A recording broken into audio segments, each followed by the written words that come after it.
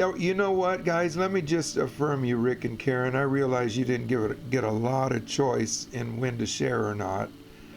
So, part of that was my call.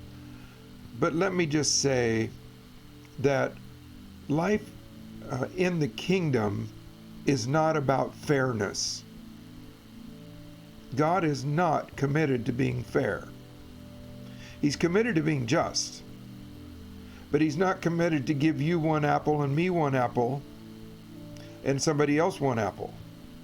He's committed to giving us what he wants to do at whatever time he wants to do it, and maybe not do it for the next person. And so as we move into our ecclesia status, that's going to have to be more and more evident, more and more worked in us, to where we actually have the capacity to sense it inside of us, and then we either hold it or give it based on, oh, this is the timing. That will, I believe, be one measure, one maybe of many measures, of the maturity of us as a corporate gathering. And now, I don't want ever to be insensitive to personal feelings. But that being said, personal feelings can never be supreme. God does not consider them supreme either.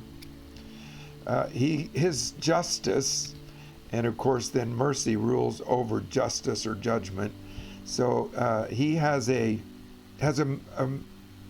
protocol, a way that's much higher than even the most kind human ways.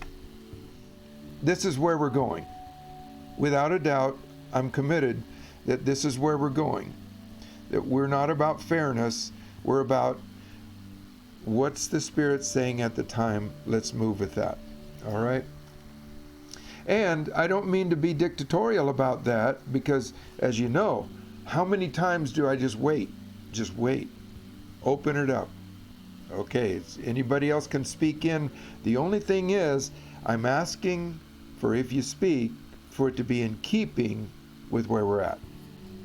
So I think that this is going to take us to places that we've probably never experienced on a corporate level. We have certain things we've worked in us, a capacity to move for the Spirit as it relates to me personally. But I think we're being invited into ecclesia status, where we now have to translate those personal things into corporate expression.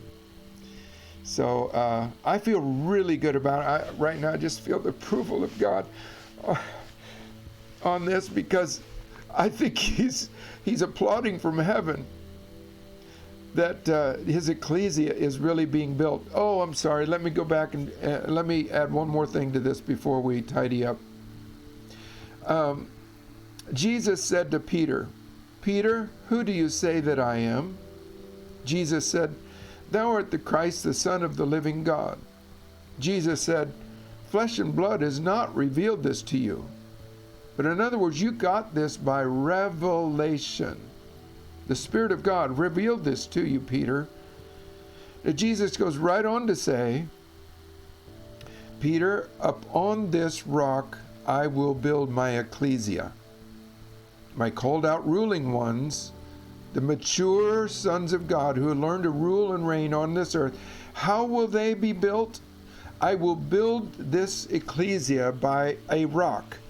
And what is the rock? It's not Peter. The rock was Peter's capacity to get revelation and then speak it forth. Upon this rock of revelation. In other words, as we as individuals learn how to hear and then conduct our personal lives accordingly, Jesus says that's how I build maturity. That's where maturity begins to manifest. He also says, my ecclesia, my group, my corporate expression of called out ruling ones, how will they be known as being mature? Is when they learn how to function by revelation.